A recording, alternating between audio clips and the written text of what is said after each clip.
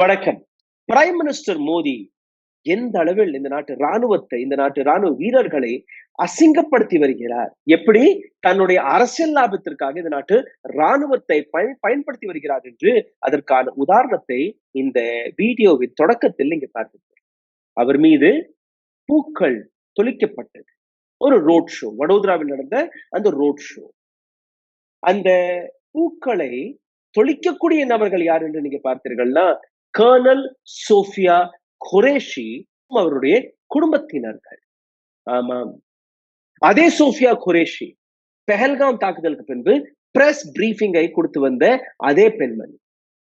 அதாவது மகான் மகாராஜா, ராஜாதி ராஜா நரேந்திர தாமோதர் தாஸ் மோடி அவர்கள் வருகிறார்.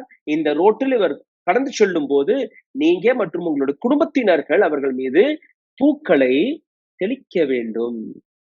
வடோதராவின் கலெக்டர் இந்த ரிக்வெஸ்டை அந்த குடும்பத்தினரிடம் எடுத்து வைத்திருக்கிறார்கள். அதை ஏற்றுக்கொண்டு அவர்களும் ஒரு மேடையில் நின்று கொண்டு அவர்கள் மீது பூக்களை தெளித்திருக்கிறார்கள். இதுதான் இந்த நாட்டு ராணுவத்துடைய அடையாளமாகிவிட்டது. பிரைம் மினிஸ்டர் மோடி அவருடைய ரோட் ஷோவில் அலங்கார பொருளாக மாற்றுவதற்கு கர்னல் சோஃபியா குரேஷி அவர்களுடைய குடும்பத்தினர்கள், அந்த குடும்பமும் ஆஹா ஓஹோ எங்களுக்கு பிரைம் மினிஸ்டர் மோடி வழியாக அழைப்பு வந்திருக்கிறது என்று பல்வேறு டெலிவிஷன் மீடியாக்களுக்கு இன்டர்வியூ கொடுத்து வருகிறார். அப்போ அந்த இடத்தில் அது அந்த பிரஸ் பிரீஃபிங்கள் கர்னல் குரேஷியை தாண்டி விங் கமாண்டர் மோமிகா சிங் அவருடைய குடும்பத்தினரும் நாளைக்கு நீங்க அப்படித்தான் அழைக்க போறீர்கள். அல்ல ஃபாரின் செக்ரட்டரி விக்ரம் மிஸ்ரி அவருடைய குடும்பத்தினரையும் இப்படித்தான் நீங்க பயன்படுத்த போறீர்களா? இல்ல விக்ரம் மிஸ்ரியுடைய மகளை எந்த அளவில் இந்த ரைட் விங்கர்ஸ்கள் ட்ரோல் செய்தார்களோ, அவருடைய மகளை எந்த அளவில் கொச்சையாக பேசினார்களோ, அந்த பெண்ணையும் நீங்க கூப்பிட்டு வைத்து இதே போன்று மோடி மீது நீங்க பூக்களை தெளிக்க வேண்டும் மேடம், அடுத்த ரோட் ஷோ வரப்போகிறது உங்களுடைய நகரத்தில். அந்த வேலையை நீங்க பார்க்க போறீர்கள். ஆபரேஷன் சிந்தூரை பற்றி, ஆபரேஷன் சிந்தூருக்காக பல்வேறு மேடைகளை அமைத்து பல்வேறு ரோட் ஷோக்களை நடத்தி வருகிறது பிஜேபி. அதற்காக கோதி மீடியா இருக்கிறது, ஐடி விங் இருக்கிறது, பிஜேபி ரைட் விங்கர்ஸ்கள் நடத்தி வரக்கூடிய பல்வேறு சோசியல் மீடியா அக்கௌண்ட்ஸ்கள் இருக்கிறது. எங்கேயுமே நீங்க பார்த்தீர்கள்னா இந்த தாக்குதலில், இந்த கிராஸ் ஃபயரிங்கில் இந்தியாவிற்காக தன்னுடைய உயிரை தியாகம் செய்த வீரர்கள் அவர்களை பற்றி ஒரு சின்ன போட்டோவை கூட எதற்காக பிஜேபியினர்கள் போடுவதில்லை. இதே ஆபரேஷன் சிந்தூருக்கான ரோட் ஷோவில் எதற்காக அவர்களுடைய படங்கள் அதை பார்க்க முடியவில்லை. இன்னொரு பக்கம் நீங்க பார்த்தீர்கள்னா ஆபரேஷன் சிந்தூர் அதை அந்த லோகோவை யார் டிசைன் செய்தாரோ அதை பற்றி பல்வேறு விஷயங்களை இவர்கள் எழுத தொடங்கி. அப்போ நாளைக்கு என்ன நடக்க போகிறது? எப்படி கர்னல் சோஃபியா குரேஷியுடைய குடும்பத்தினர்களை ஒரு மேடை போட்டு அவர்களை ஒரு அலங்கார பொருளாக எடுத்து வைத்தீர்களோ அதே போன்றுதான் மற்ற நபர்களையும் நீங்க அழைக்க போறீர்களா? புஞ்ச் செக்டரில் 16 நபர்கள் கொல்லப்பட்டார்கள். அந்த 16 நபர்களை பற்றி எங்கேயுமே எந்த விதமான வார்த்தையும் நீங்க எழுதவில்லை.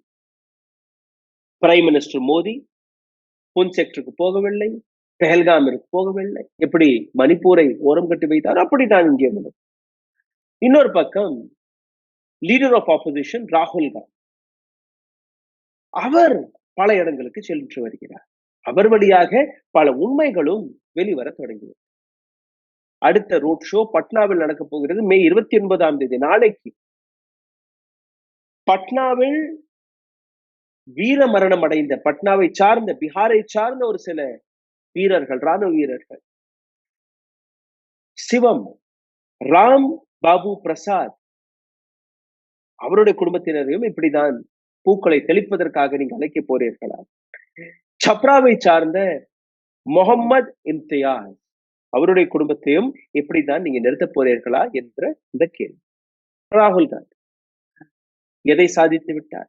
பெஹல்காம் போய் என்ன செஞ்சிருக்கிறார்? புஞ்ச் போய் என்ன எடுத்து காட்டியிருக்கிறார்? நீங்க பார்த்தீர்கள்னா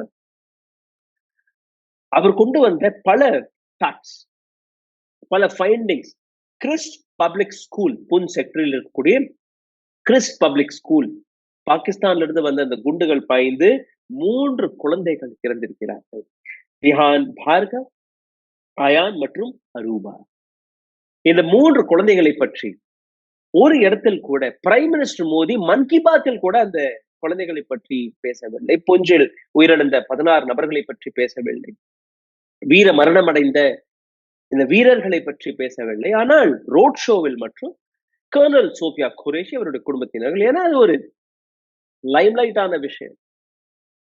ரோட் ஷோவில் எப்படி தன்னுடைய மகிமையை எடுத்து காட்டுவதற்காக தான் நீங்க 24 மணி நேரம் உழைக்கிறீர்கள். உங்களுக்கான அந்த கோதி மீடியாவை உருவாக்கி விட்டீர்கள். உங்களுக்கான அந்த பிஜேபி ஐடி விங். இந்த கேள்வியை கேட்ட உடனேயே நீங்க பாத்தீங்கன்னா என்னுடைய கமெண்ட் பாக்ஸில் பல சங்கிகள் வந்து விடுவார்.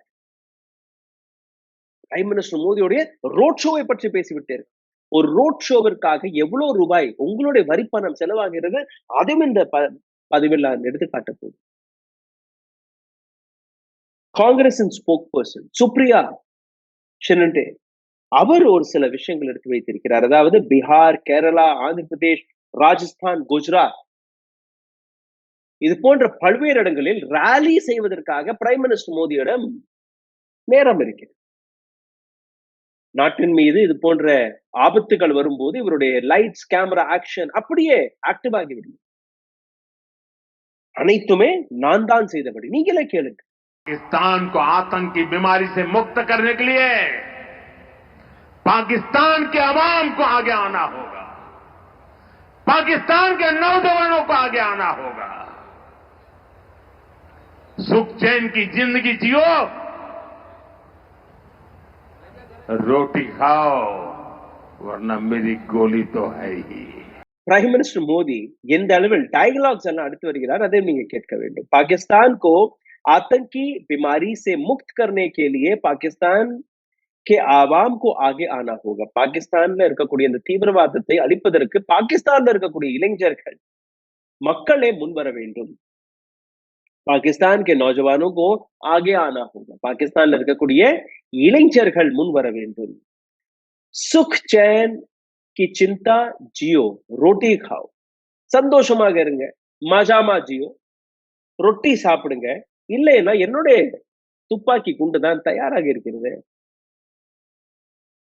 ரொட்டி சாப்பிடுங்க. இல்லைன்னா என்னுடைய குண்டு தயாராக இருக்கிறது. பிரைம் மினிஸ்டர் மோடியுடைய இந்த டயலாக். இன்னொரு பக்கம் விஸ்வகுரு மோடி, உலக நாடுகளை சுற்றி வந்த மகான் தலைவர். உலகமே இவருக்கு முன்பு பாஸ் செய்யக்கூடிய அந்த இடத்தில் குவைத் கடந்த 19 ஆண்டுகளாக பாகிஸ்தானிற்கு விசா கொடுக்காமல் மறுத்து வந்தது. அந்த நாடு இப்போ பாகிஸ்தானிற்கும் விசா அப்ரூவல் செய்துவிட்டது, விசா கொடுத்தரலாம்.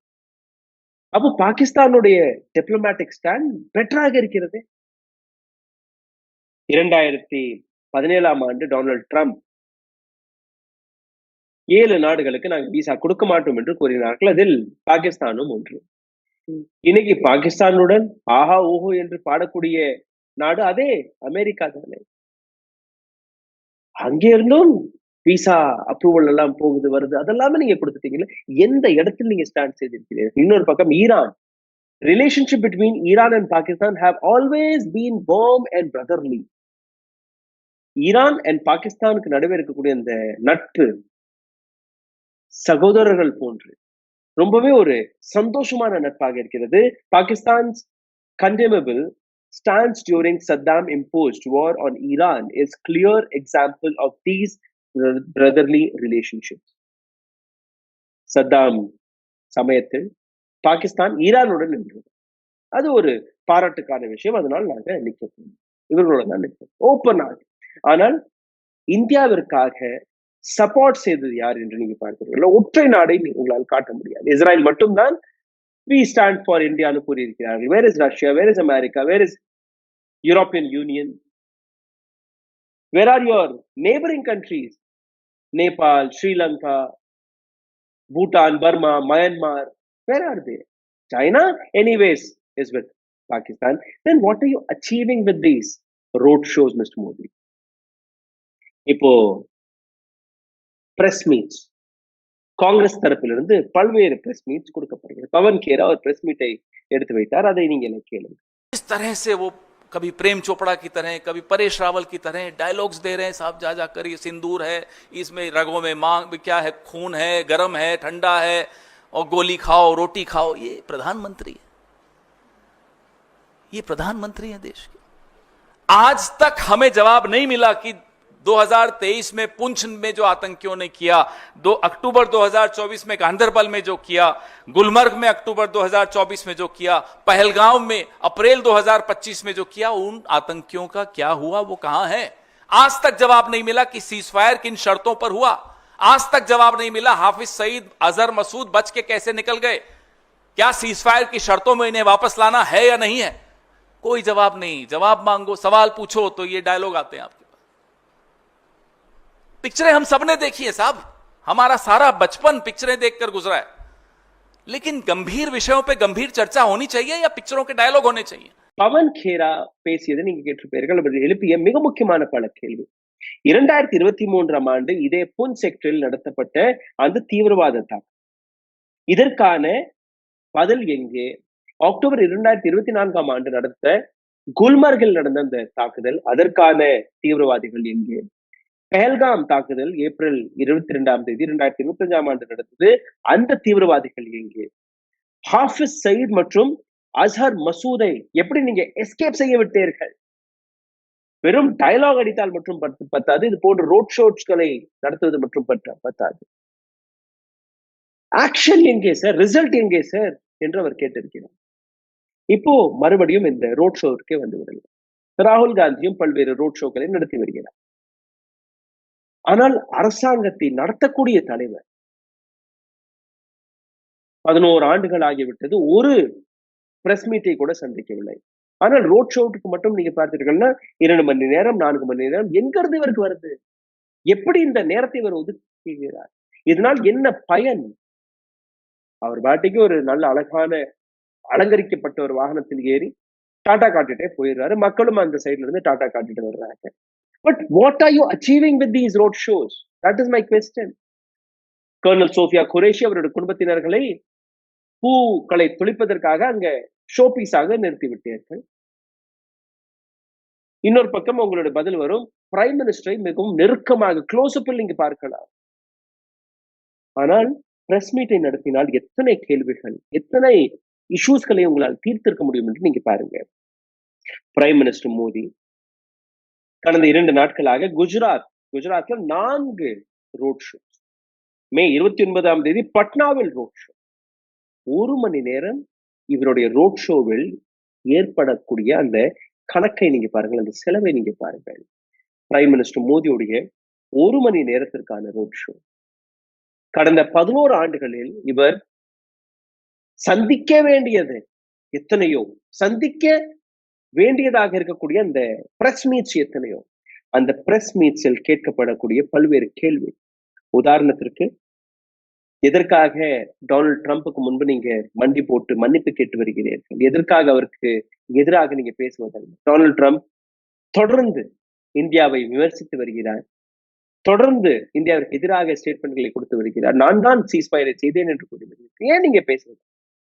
ஆப்பிளின் சிஇஓவை மிரட்டி வருகிறார். அப்படி நீ இந்தியாவில போய் அந்த மேனுஃபேக்சரிங் பிளான்ட்டை திறந்தேன்னா நீ அமெரிக்காவில் உன்னுடைய பிசினஸை செய்ய முடியாது, நான் டேரிஃப் போட்டு விடுவேன். காஷ்மீர்ல இருக்கக்கூடிய பொலிட்டிக்கல் ப்ரையாரிட்டி என்ன? இந்த கேள்விகள் கேட்கப்படும். ஒற்றை பிரஸ் மீட்டை வைத்தாலே இத்தனையோ கேள்விகள். இந்த நாட்டில் இருக்கக்கூடிய விலைவாசி, வேலை வாய்ப்பு, எப்படி இந்த தீவிரவாத தாக்குதல்கள் நடக்கிறது, அதற்கான பொறுப்பு யாருக்கு போன்ற பல்வேறு விஷயங்கள். 17 நாட்களுக்கு முன்பு மும்பையில் மெட்ரோ திறக்கப்பட்டது. மும்பை மெட்ரோ ஸ்டேஷன் ஒரே ஒரு மலை, சின்ன மலையில நீங்க பார்த்தீர்கள் அந்த மெட்ரோவுடைய நிலை என்னவாகுது? இது போன்ற பல்வேறு கேள்விகள் கேட்கும். டர்க்கி நாட்டை இதே ரைட் விங்கர்ஸ்கள் லெப்ட் ரைட் ரோல் செய்து வருகிறார்கள். ஆனால் நீத்தி ஆயோக் அதே டர்க்கியை ரோல் மாடலாக எடுத்துக்கொள்ளுங்கள். அவர்களுடைய பினான்ஸ் அதை நீங்க பாருங்கள். இப்போ நீங்க பார்த்தீர்கள்னா முந்திரி கொட்டை போன்று முந்தி ஒரு தவறான தகவலை இவர்கள் பரப்பியிருக்கிறார். India had become 4th largest economy in the world. 4th எக்கனாமியை நம்ம அடைந்து விட்டோம். ஜப்பான் நாடு ஒரு 7-8 ட்ரில்லியன் எக்கனாமியாக இருந்து இப்ப அவர்களுடைய வியாபாரம், அவர்களுடைய எக்கனாமி சரிந்து வரும்போது, அதாவது நீங்க ரேஸில் வெல்லவில்லை, ஒரு நபர் அங்கே நிக்கிறார், ஓடல, அப்படியே நிக்கிறார். அதனால் நீங்க அந்த நாட்டை வென்று விட்டீர்கள். ஒபிஷியல் ஸ்டேட்மெண்ட் வரவில்லை. ஆனால் நீத்தி ஆயோக் அதை நாங்க ஃபோர்த் லார்ஜஸ்ட் எக்கனாமியாக மாறிவிட்டோம். அப்புறம் அதே ஸ்டேட்மெண்ட்டை வாபஸும் வாங்கியிருக்கிறேன். பவன் கேராவுடைய அதே பிரஸ் மீட்டில் அவர் எடுத்து இன்னொரு சில கேள்விகள், அனைத்திற்கான ஒரு டெட்லைன் 2047. 2047ல இதை அடைஞ்சிருவோம், அதை அடைஞ்சிருவோம், ஜப்பானை கிராஸ் பண்ணிடுவோம். இப்ப திடீர்னு நாங்க ரிவர்ஸ்ல வந்துட்டோம். நீத்தி ஆயோக் அவர்களுடைய பொறுப்பான வேலை என்ன? அதுவும் பிஎம்ஓ தான் உங்களுக்கு எழுதி கொடுக்கிறதா? நரேந்திர மோடியுடைய பிரச்சாரம், நரேந்திர மோடியுடைய மகிமையை பாடுவதற்கு தானா நீத்தி ஆயோக்? கடந்த 2 ஆண்டுகளில் பிரைம் மினிஸ்டர் மோடி மணிப்பூரை ஒரு முறை கூட போய் பார்க்கவில்லை.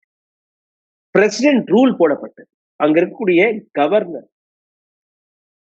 அஜய் குமார் பல்லா வெறும் 7 கிலோமீட்டர் அவரால் ரோடு வழியாக பயணிக்க முடியவில்லை. ஹெலிகாப்டரில் தான் அங்க இருந்து ராஜ்பவனுக்கு வந்திருக்கிறார்.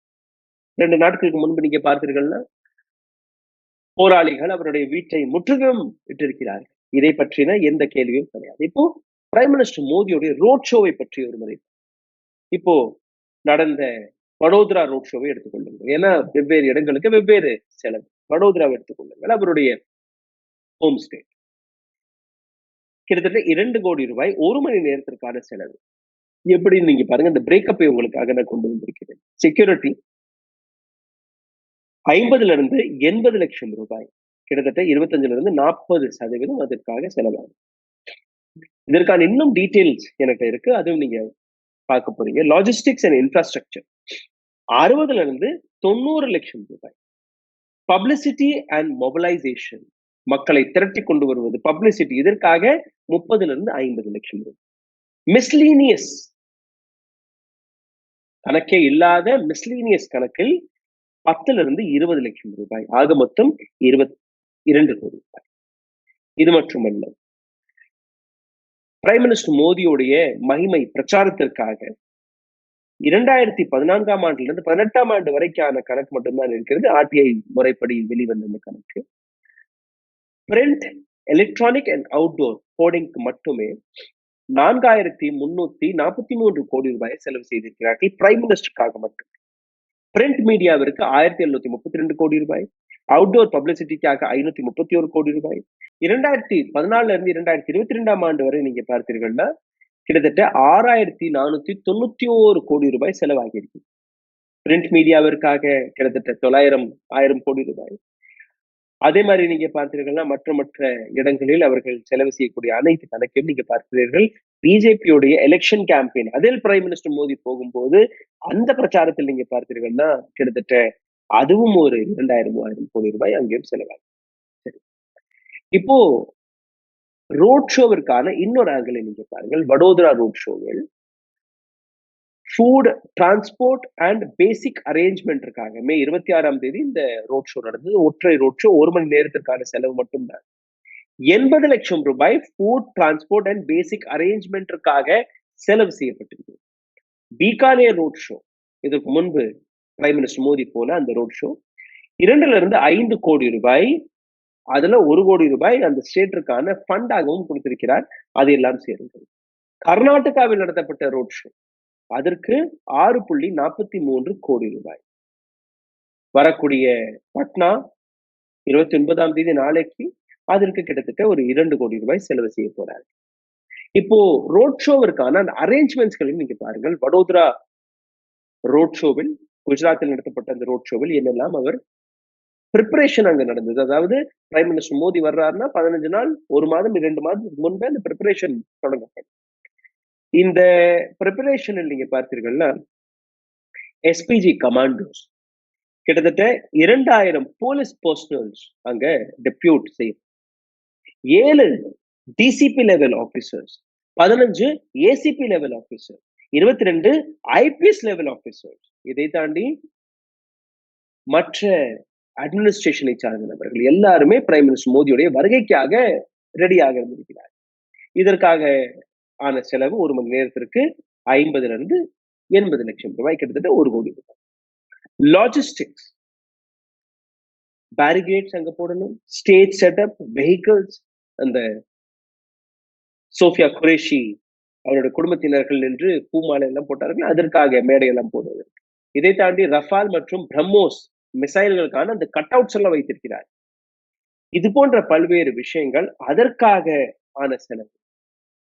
40 வாகனங்கள் வடோதராவிலிருந்து 40 வாகனங்கள் ரிஹர்சலுக்காகவே பயணிக்க இருக்கிறார்கள். 60 லட்சம் ரூபாய். பப்ளிசிட்டி அண்ட் மொபிலைசேஷன், இது ரொம்பவே சீரியஸான ஒரு விஷயம். Publicity and mobilisation, Vadodara municipal corporation, அங்க இருக்கக்கூடிய கார்பரேஷன் வடோதராவில் இருக்கக்கூடிய 300 பெண்களுக்கு பெஹல்காமில் என்ன நடந்தது, அரசாங்கம் என்ன செய்தது, பிரைம் மினிஸ்டர் மோடி என்ன செய்தார் என்று விளக்கி இருக்கிறார்கள். கோதி மீடியா என்ன செய்தது, ரைட் ஃபிங்கர்ஸ் என்ன செய்தார்கள், உங்களுடைய பிரஸ் மீட்டில் நீங்க என்ன செய்தீர்கள், அதெல்லாம் தாண்டி அங்க இருக்கக்கூடிய 300 பெண்கள் அவர்களை தேர்வு செய்து பார்ட்டி மெம்பர்ஸ்களாக தான் இருப்பார்கள், பக்தர்களாக தான் இருப்பார்கள். வடோதராவில் கிட்டத்தட்ட 12 லட்சம் ஓட்டர்ஸ்கள் இருக்கிறார்கள்.